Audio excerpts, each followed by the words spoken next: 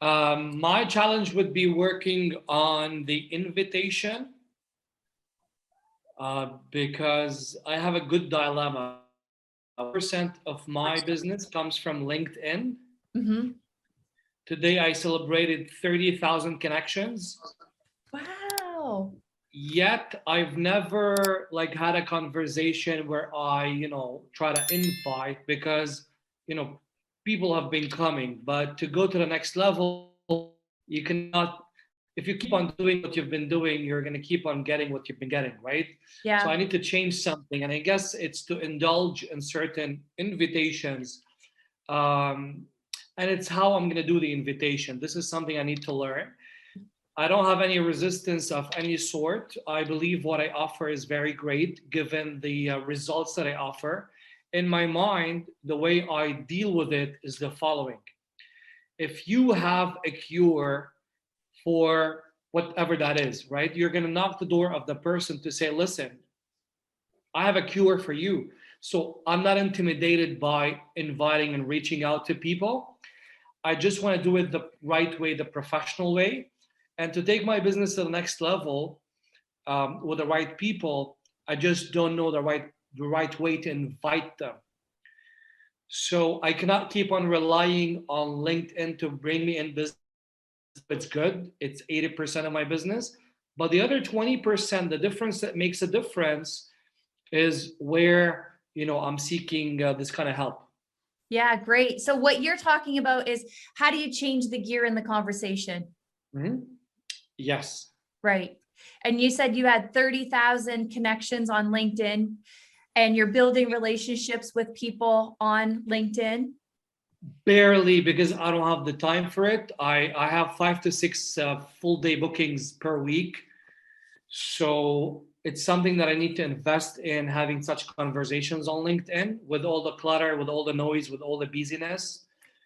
Uh, it's more busyness than business sometimes. Yeah. But maybe if I know the right system, the right way, the right approach, I'll make the 1 hour per week or 1 minute per week to do some invitation. I guess it's the invitation part that I'm lacking. So let me ask you this. Are you scaling with workshops? So I've created different products along the way. I have my one-on-one coaching, my group coaching, my workshops, and I have a podcast. I've written 2 books, and I have 2 online courses.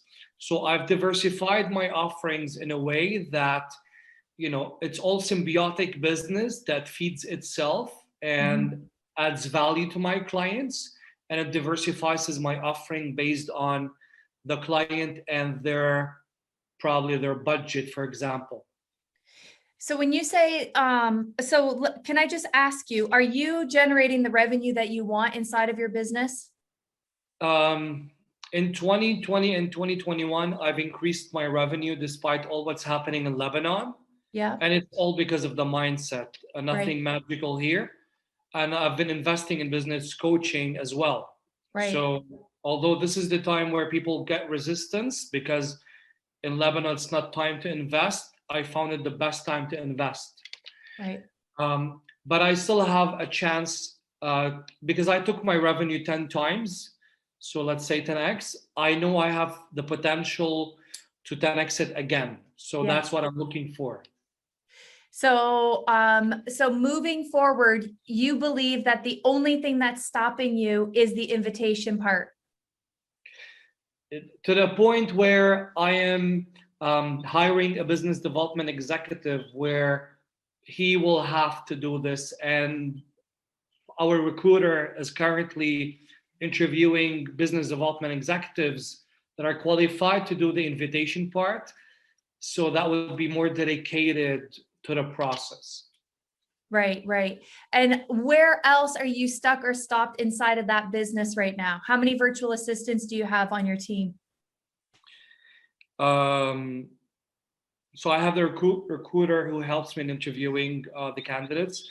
The business development executive, he will help me to reach out to the clients that I want. And I have a business coach, and that's it for now. Yeah.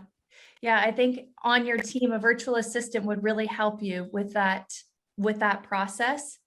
So you 10K'd your business and you want to 10K it again, but what's stopping you right now is like scaling, it sounds like. Yes. And Yes. how long have you been a coach? It's been 10 years. 10 years. Wow, congratulations. Thank you. And how important is it for you to scale to the next level? Out of 100, it's 100. 100. Great. Yeah, Well, to the point, to the point where I don't offer any more coaching in Lebanon. Like, I don't want more coaching in Lebanon because the currency is 10 times diluted, deflated. So dealing with the Lebanese currency is like, getting paid 10 times less. So I kept all the USD paying clients. Otherwise, it's like if your hourly rate is $100, now it's like $10. right. So that's why I want to expand to the region. And what is the price of your program? Like, do you do one-on-one coaching or mostly group coaching? One-on-one is like $100 to $150 per hour, but there's a minimum of 3 months or 6 months. So I don't deal with the 1 hour, 2 hour. It's a program. Group coaching is around a minimum of 6 months group coaching. And there's a higher group coaching, also 6 months, but for more advanced people. So depending on how advanced they are in their business, right?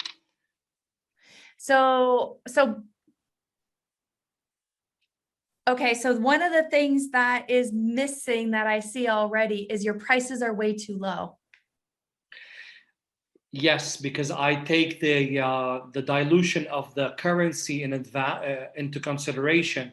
But that's why my second target now is people living in the MENA region where they can afford paying in dollars. So I'm taking the deflation, the 10 times the deflation into consideration. They're too low, of course. Yeah. So what are some of the beliefs about people in your area that you're hanging on to? That most people can't afford it. So I'm focused on the niche who can afford it. Mm-hmm. So that keeps me in a certain niche who can afford the 100 to 150 dollars per hour. Now, can I find a niche that I can charge $500 per hour? Yes, of course, there is. Mm-hmm. Yes. So notice, Ahmad, that some of your beliefs about what people can or can't do is actually holding your potential clients small. Yes. Now I'm talking to Ahmad, but I'm talking to all of you guys. How many of you say, my people will they can't afford it, they won't pay? Yep. So we project our beliefs onto others, and we make assumptions about what they can and what they can't afford. We do this all the time. It's one of the things that stops us from making our offer and a high fee offer. Right. And so they're not necessarily their beliefs. So do you mind like working with me? Yes. What is your belief about money that holds you back? So certainly I don't come from a rich background. My belief about money is it's something I've almost never had growing up, especially at some point in my life. I lived for so many years in debt. So that's why until I got to a point where, for the past couple of years, I've been, changing my mindset, soul set, heart set about money. Associated money with love because money allows me to better serve my family, get better food for them, have better education, better real estate. So money for me is love, and it's some form of like offering love, and I've been making more of it. Now, at some point, I don't know if it's my empathy or being considerable, or I am projecting my own values regarding money, or I'm being considerate. I'm not sure what it is, I've upped my prices along the 5 years in Lebanon from around $25 to 100 to 150. So I've been upping my prices, and I've realized something that the clients don't necessarily drop, because you're always going to find clients in that niche that offers you that can pay for your offer. Probably I'll have to find the right niche who can offer a higher ticket price, but I have to also have the right value and the right program, right? That matches the value, the price, etc. Yeah, see, Ahmad, you just did it again. The projections are all like right there. This is one of the things that is stopping you right now. Your beliefs about money, your beliefs about what people can afford, and your belief about what is the value I'm offering. Mm-hmm. See, I'm speaking to you, but I'm speaking to everybody. The value is already within everybody. They're not coming to you for your knowledge, your expertise, your program. They're buying into you. See, because people don't want more information. They want to discover what's in their way of being courageous, to take courageous actions to live a better life. Now, the rest that we provide, it's added value. Like it's there, but people are paying for you to help them uncover what's getting in their way. That's what a coach does. So coaches get stuck with, I can't charge $5,000 because I don't add enough value. See, this is the process, right? Remember I talked about the bridge? When people are really, and this is the process, this is what we have to get people to see. Where they're at right now is fine, right? Where they're at in their life, there's nothing wrong. But when they see for themselves their reality of where they're living and where they want to head, your job is to help them uncover what's getting in their way. You know, it's like a river. You're on one side of the river. The best version of yourself is on the other side of the river. And in the way is all this clutter. You help them clear the clutter so that they can step into the highest version of themselves. Now, how you do that is your tools, right? But their value is really based on their participation. What are they going to do between sessions to get them one step closer to their ideal version of themselves? You don't need a program for that.